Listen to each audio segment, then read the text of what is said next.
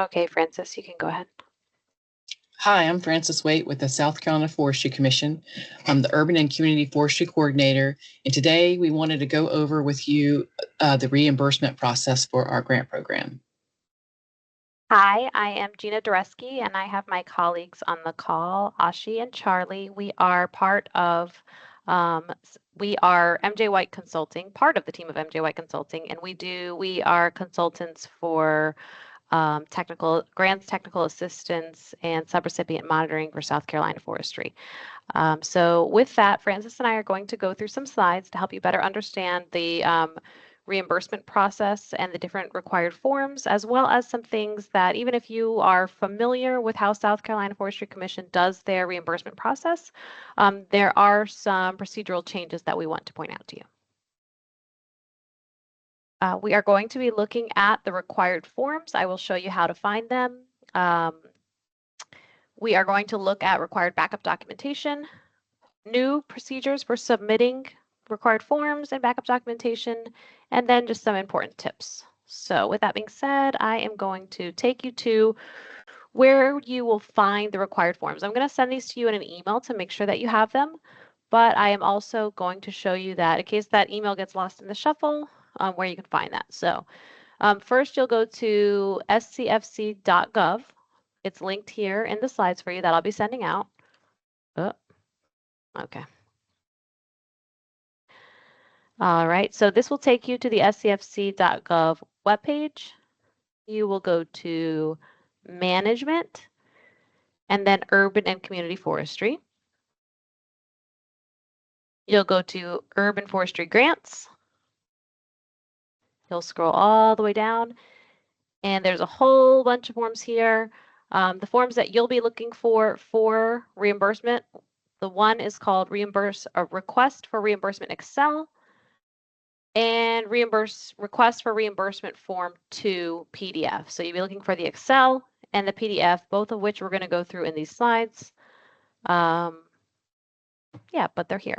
Okay, and if I'll just click on them briefly just to open them up big for you. That one will come to you as a downloadable Excel.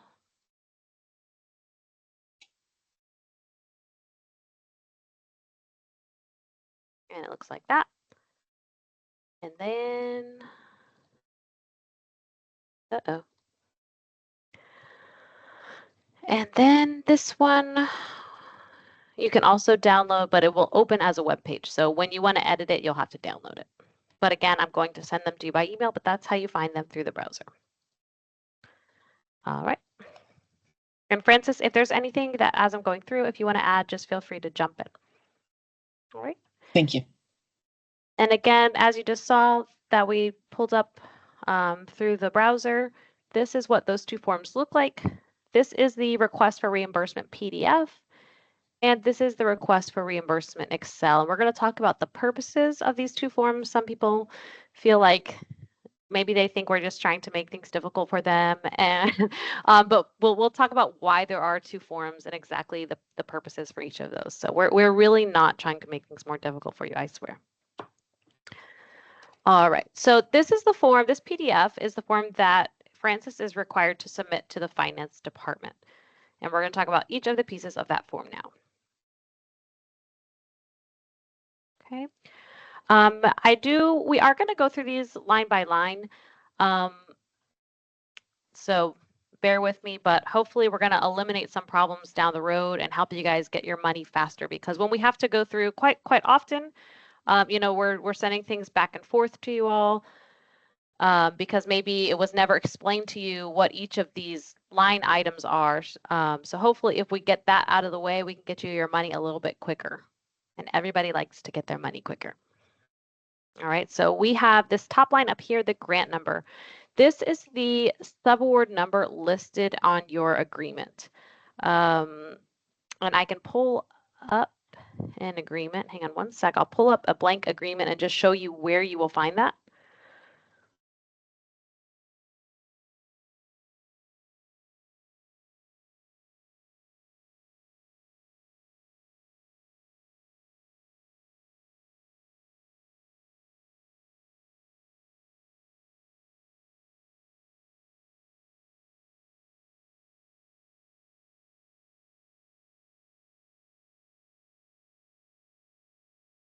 Here we go. All right, so this is a blank agreement. Nobody's info is on here, but your subaward number will be right here at the top of your agreement.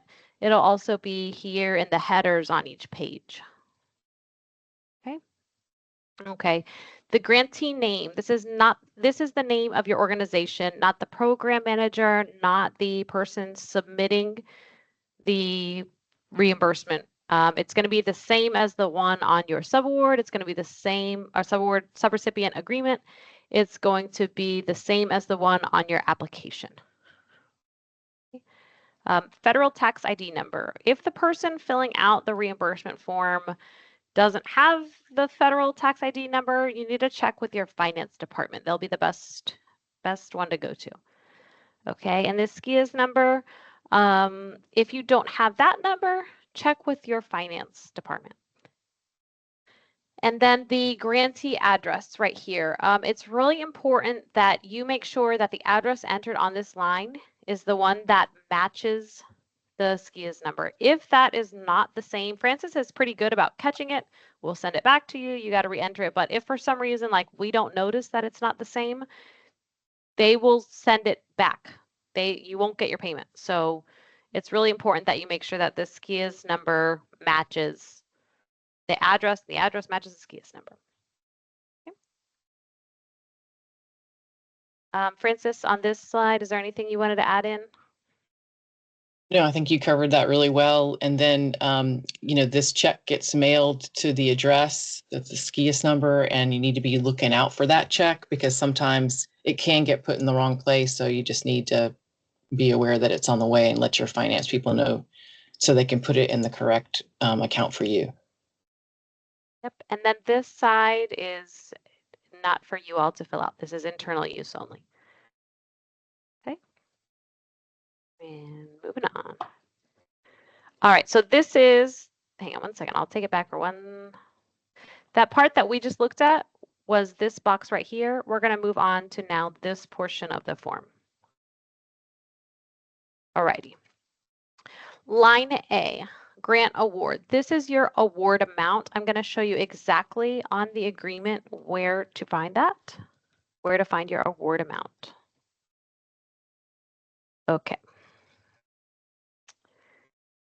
That will be, that'll be here on your subrecipient agreement. It will say amount funded in this action. That will be here. That does not include the number for your match or your cost share. It will be the box that says amount funded in this action. That's the federal funding that you are receiving from South Carolina.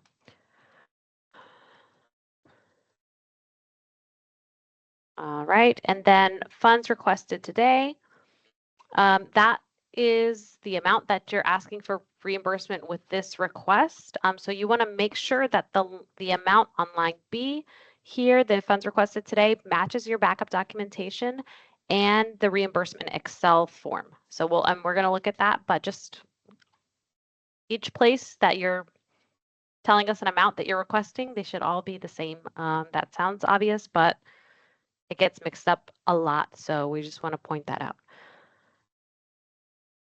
And then total previous funds requested, this line C here, that is the amount of funds that have been requested before this request. Okay, this number should be the total of all of your previous reimbursements for this award. If you are filling out your first reimbursement, then this number will be 0. All right, and balance available for future reimbursements, that's going to be line A minus B and C. So remember, line A is your total award amount, subtracting the funds reimbursed today, and then subtracting the funds previously requested, and then you have basically what's left over. So it's what you have left over after your current and previous requests. Okay. And then also just don't forget this line here. Is this your final reimbursement for funds? Obviously, for the most part, you answer no, but just one time you say yes. Okay. Good to move on, Francis? Yes, and then when your project's complete, just put that date in. Once you check yes, then Oh, right. that's when you Yep. put your date in. Yep. So if you're checking off, where's my mouse? If you are checking off the yes box that it's your final reimbursement, then you put the date project completed. Please make sure that if it's your final reimbursement and you're entering the date the project was completed, please make sure that that is within your period of performance. You could very well be submitting this after your period of performance. The reimbursement can be submitted after the period of performance. What's important is that the project was completed within that period of performance. I think that's something worth And mentioning that also. the period of performance is also on that agreement as well. Right, and I might as well point that out also. Okay, that's here. The subaward period of performance start, and that's when you are authorized, the period of time where you are authorized to incur costs.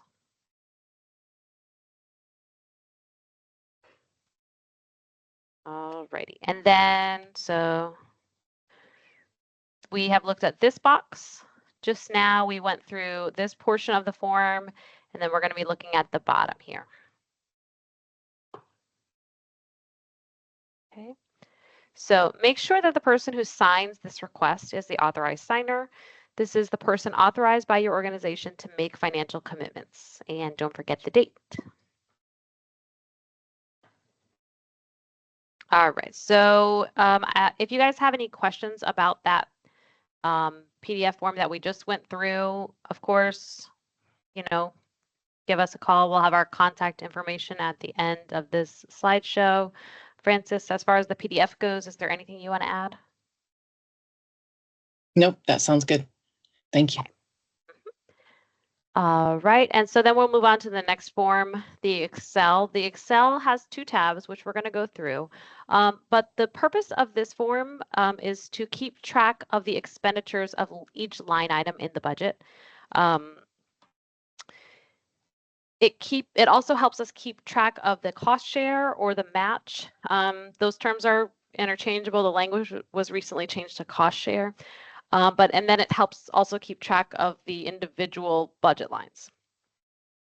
So the first tab of this form, the first page, is for only tracking the federal expenditures, not the match. Except for down here, there's a little box that we'll go over that you just enter the total match for that reimbursement period, but we'll talk about that. And then the second tab is for tracking the cost share budget line items. And we will look at that as well.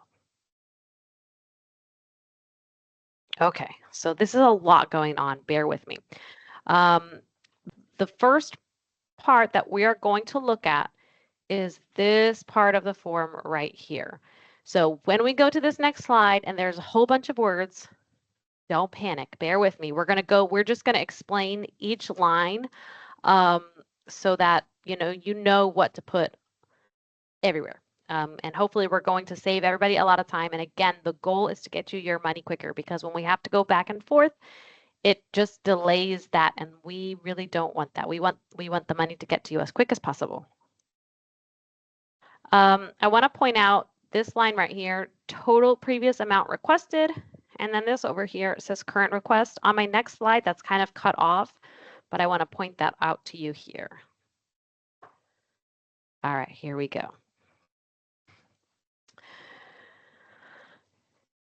This, hopefully you got with the last one with the mailing address, city, state, zip code. Just again, make sure that matches your SKIS number and your telephone and email. That can be your telephone and email for whoever your contact person is for the award. That's fine, even if that's not the authorized signer. That's okay. The total award, that's your award amount listed on your subaward agreement. So again, just pointing out to you where to find that. Your award amount is right here on your subrecipient agreement, subaward agreement. All right, and then the grant period. This can be a little confusing sometimes to people. You can think of this more like this grant period right here as like the billing period. All right, it's the period of time for which this reimbursement is billing for. It's not your whole period of performance, okay? So I'm going to repeat that. On these lines, you are not putting your entire period of performance, okay? For your first reimbursement period, it's going to be your period of performance start date to the day you submit your reimbursement, because that's the time that this request is requesting funds for. Okay, and Francis, if I'm saying anything that is incorrect or confusing, just jump in. And I think sometimes even having somebody else explain something in a different way, maybe you can summarize when I get done. If it sounds confusing what I'm saying, feel free to just summarize it and say it in a different way. Yeah. But for each reimbursement after the first one, the dates entered for this grant period will be the date from the day after the last reimbursement to the day you submit the next reimbursement. So again, this is only the period of time for which you're asking for money. Francis, do you feel like that needs to be said in a different way? No, I like that. I think that's Okay. clear. And then, of course, anybody can always contact me if they're having a hard time. So no, yeah. Okay. I tried to run that explanation by my husband, who's not a grants person. He's like, no, I think that's good. So just putting it in a way that everybody can understand, because it could be confusing sometimes. All right. And then here we have this line. This is the one I told you got cut off. Total previous amount requested. This definitely, you want to make sure that A, it is correct and it actually is the amount that you have requested before this request, but also definitely should match amount C on the reimbursement PDF. And then over here on this line should be the current request, how much you're asking for. Just again, make sure that that matches line B on your PDF request and, you know, whatever backup documentation you're submitting. Okay. I'm going to go ahead and keep going, and you want to stop me anytime, go ahead. So this is what the whole first page looks like. Here is where you're going. These lines right here. These are your budget line. This is for your budget line items. So for example, you might have a line here that says planting. So instead of you have 8 different species here. Instead of listing those individual species, we'll just keep track of the plantings, and we'll keep track of them with each request thereafter. And then with each request, like I said, you move to the next column and it automatically adds over here. So we can keep track of how much you're spending for that line item in your budget. All right. And I did want to say too, Gina, that it should match with your submitted budget. And if something's differing, that's when you need to put in a request to, see if you can change it or not. But it should be matching up with the budget you've submitted. Yes, absolutely. Totally. And I think that I said that with the matching, but that's very important too for this tab as well. I think sometimes like on the next tab for matching, people forget, even though it's our cost share, it's cost that we're providing, it still has to be from the approved budget. Same thing for here. Everything submitted should be from your approved budget. I mean, if it's not, we're going to kick it back to you. So it's not like, we try to make it so that you're not at risk for having to pay anything back. We don't let anything go through to finance that's not approved budget. But again, that would be a delay. It will get kicked back to you. You're going to have to do more work. It's very annoying. So just it makes sure everything's a line item on your budget. So the best thing that I can say to do while you are doing your reimbursement is have your budget open. And then you can make sure, and that also kind of reminds you what to put here, because I think sometimes you might be tempted to list out every little thing that you purchased. A rake, shears, that kind of thing. You could just say supplies. You don't have to list every single thing, and that helps you keep a concise record going forward of each line item in the budget. Alrighty. And then here, same thing like on the PDF request, don't leave these blank. Final report, yes or no. If it is, project completed, again, making sure that that's within your period of performance. Okay. Good to move forward, Francis? Good with that? Okay. Alrighty, so this is still, right? Yeah. So sorry, I was just checking to make sure that we were in fact still on tab 1. All right. Indirect costs. These are costs in your budget, and it would have been in your budget if you included indirect. These are costs in your budget that we don't have to see every piece of paperwork for, that you are not required to account to us for. Of course, they still have to be allowable, but within this certain percentage, we're generally not asking for backup documentation. Okay. Indirect costs will automatically calculate to the most recent de minimis rate, which as of October 1st, 2024 is 15%. Now, if your award is from before that, or you have a negotiated rate, your rate might be 10%, which was the old de minimis rate, or something that is your negotiated rate. It just depends on what's in your budget. So again, when you are filling this out, I think it's all the more reason to just make sure you have your budget open so that you are making sure that everything goes that you're putting on here matches your budget. Okay, so if you have a negotiated rate or the indirect cost rate in your agreement is less than the de minimis rate, you will need to remove the formula, or because there'll be a automatic, it'll calculate here based on the 15%. You will either need to remove the formula or contact us for a form without a formula. The subtotal of the costs and the total federal expenditures will also automatically calculate. So that's this here. So that's the subtotal of the federal direct costs and the federal indirect costs, and it will automatically calculate here. Okay.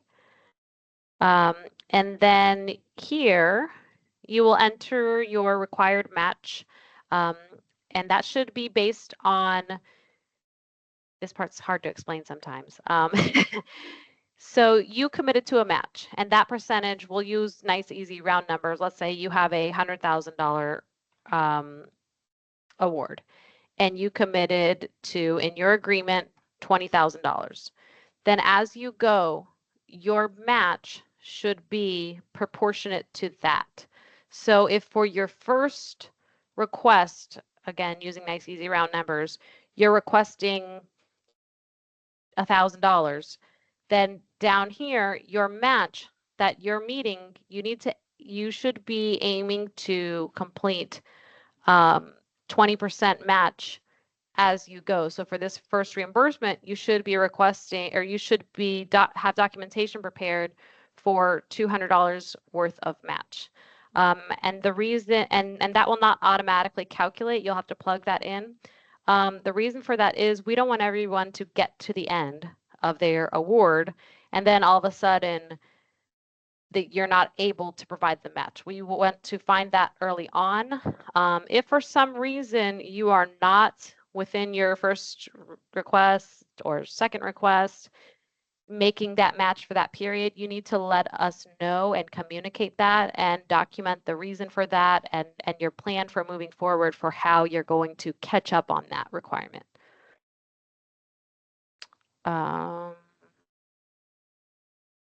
Francis, do you want to add anything before I go to that second tab of that match? No, that's a good point. We're just trying to make sure that we don't get to the end and then you don't have your match and then there's a real big problem. So I think you explained that very well. Okay. Alrighty, cool. All right. So I think that this slide is actually talking about what I was just talking about, but I'll go back over it. If you don't have a cost share requirement, you can skip this slide and move on. If you have a cost share requirement for your award, or you might hear it referred to as match requirement, you're required to consistently meet the cost share requirements throughout the process, not only at the end. You may provide more cost share with the first reimbursements and get ahead, in which case you could provide less or none for the reimbursements after that. The required percentage of provided cost share for each reimbursement is based on the amount agreed upon in the award. That's kind of what I was talking about. Like if you have a $100,000 award and you committed a 20%, or excuse me, $20,000 match, then that's kind of the ratio you should be using for how much match you're documenting with each reimbursement. The percentage should remain proportioned to the total amount you have requested. All right, and I do think like we covered that pretty thoroughly here, so I'm going to keep on moving, but if you have any questions about that, of course, feel free to ask. And this is still tab 1. You know what? I'm going to make a little edit here as live here. I'm going to make a little edit. That should say tab 2, I believe.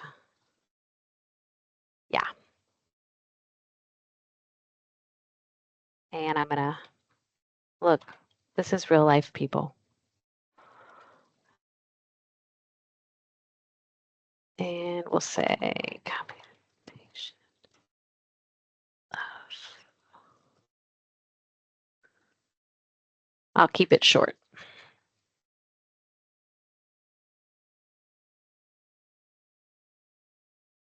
Okay. All right. So this is referencing the second tab. The second tab will operate in the same manner as the first. So basically, like we talked about, this space right here is for budget lines, not individual purchases, budget line items. Again, it's helpful to have your budget open so that you can reference that. And make sure also that those were listed for cost share, because it could get a little confusing if you accidentally maybe plug in something that was supposed to be federal, but it's over here in match. Again, we're going to catch it. We review these pretty closely, but it's just going to be something that's kicked back to you and it's going to delay your reimbursement. So let's see. If an item isn't in your approved budget, it should not be included in the reimbursement, even if they're classified as cost share expenditures. We get that question a lot when we have to ask people to remove things from this tab. They're like, but it's our money. How come we can't include it? Well, because that's not what you committed to in your approved budget. And there's certain things maybe that aren't allowable for a project. And if you want to add that to your project later on, or even alongside, that's, that's your business, but it can't be a part of this federal project and this reimbursement. So again, only allowable and approved costs should be included. I think that's the biggest thing for this second tab, taking away. Biggest takeaway is, even though it's your organization's money, it still has to be what was in your approved budget. Yes, and the same thing that we discussed here with the indirect costs, it's going to be what was in your subaward agreement. That will be either your negotiated rate or the new de minimis or the old de minimis, whatever was in your approved budget. Francis, is there anything about this match tab that you want to add? Okay. All right. And then along with the required forms, that's it for the required forms. We have the PDF and we have the Excel. So if there's any questions you guys have about those, just let us know. But we're going to move on to the required backup documentation. So that will be invoices from your organization that gives a little detail of work. On the invoice should be when the work was completed. And what work, just a little summary of what work was done. We also will need a proof of payment, whether that's a canceled check, a wire transfer, receipt. We need to have proof that you made that payment. Okay. Time and effort log. Francis, do we have I know we have a volunteer log. Do we also have a time and effort sheet on your website? We do. If you go on the forms page, we can find it. Okay, cool. I'll pull that up. Mm-hmm. 1 second. So I'll get it ready. And then I'll link it here too when we're done. And then that way they have the live link, but I don't need to do that while we're recording. So it's fine to use your own time and effort log, but we have one in there if you don't, that you can utilize. Okay. And I'm going to link it in the slides, but again, just in case, you can't find it or like these slides get misplaced, you'll go to scfc.gov. You will go to management, down to urban and community forestry, and you'll click on urban forestry grants. Scrolling down, and here is the time and effort monthly log. It's gonna, I believe, yep, go to an Excel, and you'll open it and download it. Okay, but I believe these calculate too. Yep. So what you would do here is this log would be for one individual employee. So for anyone who, and again, they should be, if you're providing documentation and asking reimbursement for an employee for their time and effort, again, it should obviously be someone who's in your approved budget. And this whole form is just for one individual employee. Okay. And if you need assistance filling out this form, just let us know.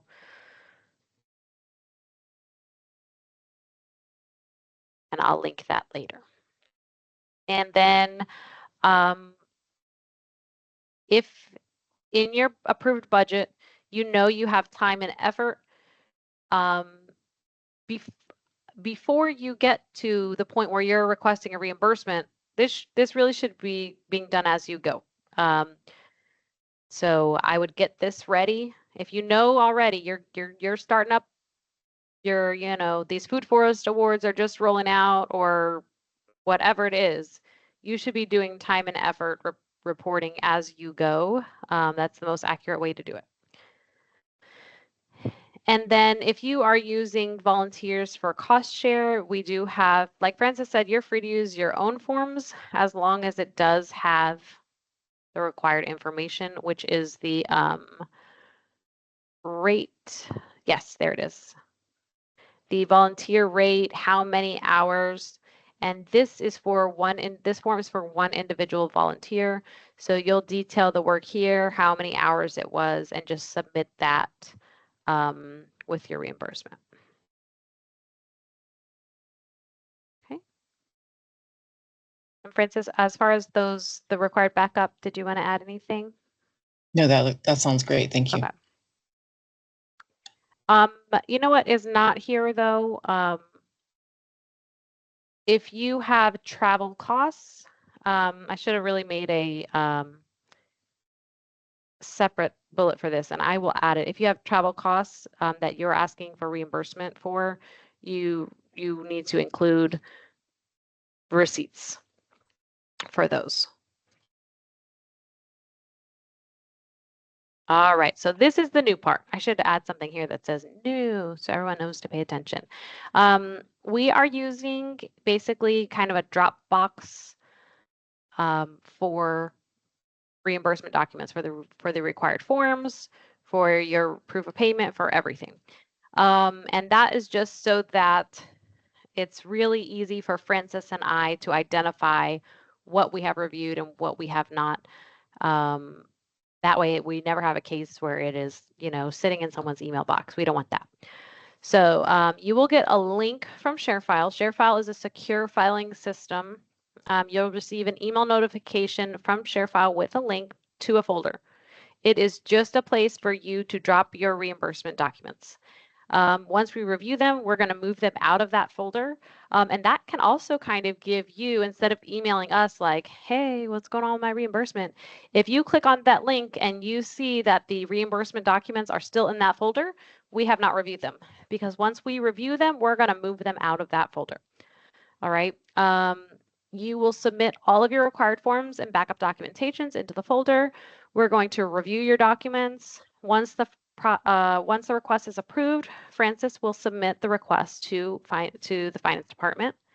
The grants team, that's us, all of us here on this call. One of us will file the documents appropriately in the official South Carolina Forestry Commission folder. And if there's any questions, like we talked about on this call, if something's not, there's a cost that's not allowable or a number that was wrong or something like that, we'll notify you if there's any questions or anything that needs fixing. But hopefully after we've gone through this, we have a lot less things we have to send back to you. But otherwise, once it is submitted for approved and submitted for payment, we will let you know, and that way you're in on that. But I think that it is a good little feature for you, because a lot of times we have people wondering, well, what's going on with our reimbursement? If it's not there, we've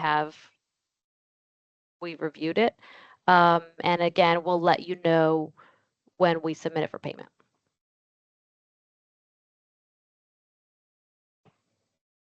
All right, important reminders. Please designate someone in your organization who will give your forms a second look through. It is very easy to mix up numbers, make simple math errors, or leave information out. When you're thinking of, hey, who's going to be a really good person to give my stuff a second look over, don't pick someone who's just going to look at your stuff and be like, yeah, that looks good. They should be checking your math and making sure that the, award number and the award amount and all of that, you can give them your subrecipient agreement and say, hey, can you just look at these over and make sure everything matches from my budget to my request, or from my subrecipient agreement to my reimbursement request. It's going to save you a lot of work and a lot of time, because, Francis and I might have a couple hours a week where, hey, we're doing reimbursements at this time. And then we find stuff wrong and we got to kick it back to you. It might have to wait until the next week when we get to that, because we're not sitting around all week doing reimbursements all day long. We have, blocks of time where we're committed to doing that. And then if we, even if you send it back to us the next day, that doesn't guarantee that we're going to get to it the next day or even the next day after that. So it's going to get you your money faster if you have someone in your organization look your stuff over. Francis, on that note, did you want to add anything about having somebody look it over? No, I think that's great. Like you said, it just saves so much time for everybody, and it just is wonderful. So we definitely appreciate that. Per all of your agreements, I don't think we have anybody who has any special terms and conditions that say otherwise.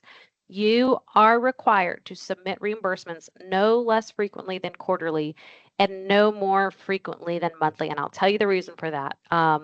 As far as doing it quarterly, when we go through, South Carolina Forestry Commission, just like every other grant awarding agency, they're required to do monitoring. And people think monitoring, they think of like an audit. But part of monitoring is monitoring progress and monitoring spending and making sure spending is going the way that it should be. So that's one thing. Another thing is, some of you have seen us go through your reimbursements and let you know, hey, this is not an allowable expense.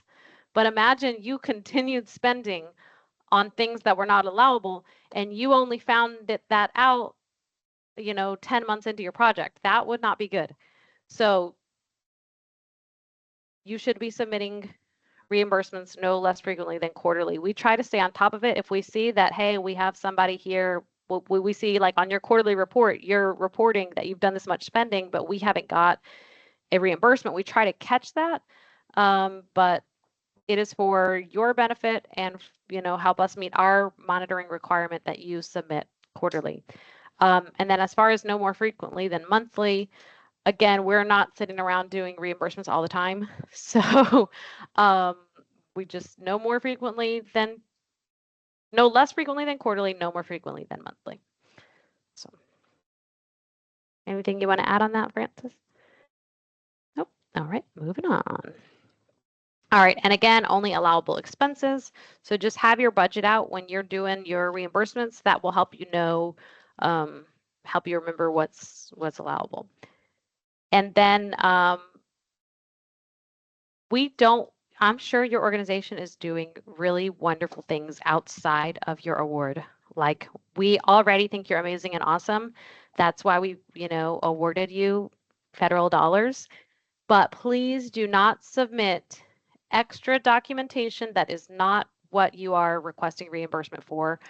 Any invoices or proof of payment for other expenses, it kind of confuses things, and we're left trying to figure out like, well, what is this and what is this? And it makes it take longer. So don't submit extra documentation that you are not asking for reimbursement for. Leave that stuff out. If you want to talk to us about your organization during your progress call, we love to hear it, but don't submit it in the share file folder, please. All right. And then for questions and comments, anything you've seen in this slideshow or anything you feel that we left out or was confusing, feel free to contact us. Francis's email is there, and we're going to send these slides to you for you to have. But if you have any questions or comments, that's the contact info. All right. We appreciate you taking time to watch this video and all the work that you do for your award through South Carolina Forestry Commission. And that's all for us today, I think. Francis, anything you want to add? Yeah, thanks for watching this and helping make everything more efficient. So thank you. Yes, definitely. Thank you.